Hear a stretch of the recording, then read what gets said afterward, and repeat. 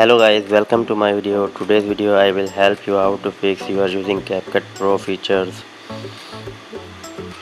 Guys, when you export your any kind of video or photo from your CapCut, if you are facing this type of issue, you are using Pro features, then watch my full video. I hope your problem will be fixed. First of all, go back here, go to your Play Store and App Store.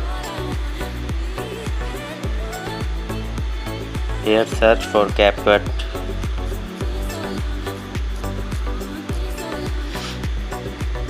Update your CapCut if update is available. Go back here. After updating CapCut, open your device settings. Click on more connections and disconnect VPN if you have connected with any kind of VPN. Go back here. Click on app management, app list.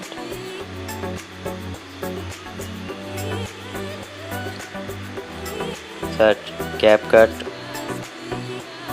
Click on storage and cache and clear cache and clear storage. After this, allow all permission to CapCut. Go back here and open your CapCut app. Cut it and check that you have using any Pro feature, so remove it. After this, you can export your video or photo.